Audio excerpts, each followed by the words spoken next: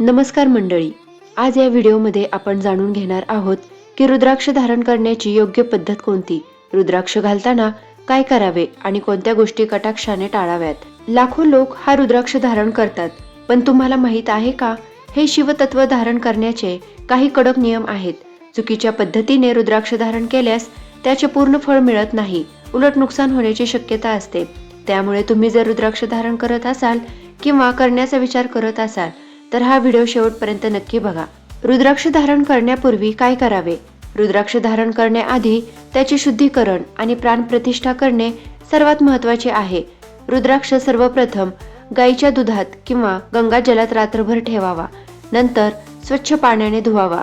रुद्राक्ष धारण करण्यासाठी सोमवार, शिवरात्री, पौर्णिमा किंवा ग्रहण काळ हे दिवस सर्वोत्तम मानले जातात। रुद्राक्ष धारण करण्यापूर्वी 1008 वेळा ओम नमः शिवाय किंवा संबंधित रुद्राक्षाचा बीज मंत्र जपून रुद्राक्षाला धारण करावा। उदाहरणार्थ, एकमुखी रुद्राक्षासाठी ओम री नमः। रुद्राक्ष नेहमी लाल किंवा पांढऱ्या रेशमी धाग्यात अथवा सोने चांदीत धारण करावा। काळ्या धाग्याचा वापर टाळावा। रुद्राक्ष धारण केल्यावर काय करावे? तर रुद्राक्ष धारण केल्यावर आपली जीवनशैली सुद्धा त्यानुसार ठेवावी लागते। रुद्राक्षाची नित्य पूजा करावी। सकाळी स्नान झाल्यावर रुद्राक्षाला नमस्कार करून ओम नमः शिवायचा जप करावा। रुद्राक्ष शरीरावर असताना शारीरिक आणि मानसिक शुद्धता राखणे आवश्यक आहे। रुद्राक्षाला महिन्यातून एकदा मोहरीचे तेल किंवा चंदनाचे तेल लावावे, जेणेकरून तो शुष्क होणार नाही आणि त्याची चमक टिकून राहील। रुद्राक्ष सातत्याने धारण केल्यास त्याचे चांगले फळ मिळते, तो वारंवार काढून ठेवू नये। रुद्राक्ष धारण केल्यावर काय टाळावे? हे सर्व नियम अतिशय महत्त्वाचे आहेत। या गोष्टी केल्यास रुद्राक्षाचा अपमान होतो आणि त्याचे अशुभ परिणाम भोगावे लागू शकतात।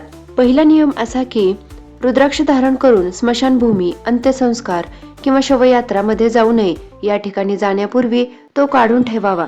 दुसरा नियम, शारीरिक संबंधाच्या वेळी रुद्राक्ष कटाक्षाने काढून ठेवावा।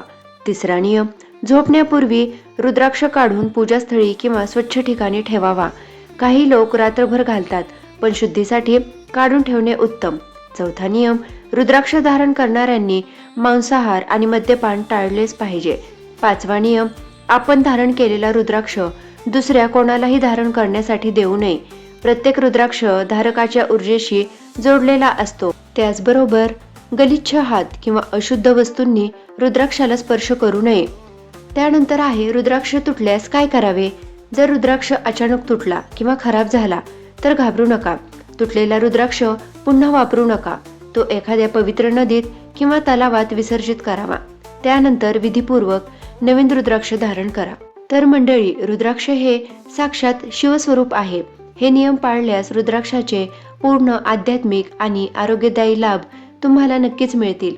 हा व्हिडिओ तुम्हाला माहितीपूर्ण वाटला असेल तर लाईक करा, आपल्या मित्रपरिवारासोबत शेअर करा आणि अशाच आध्यात्मिक आणि उपयुक्त माहितीसाठी आपल्या चॅनलला म्हणजे अमृतवाणी बजला सबस्क्राईब करायला विसरू नका।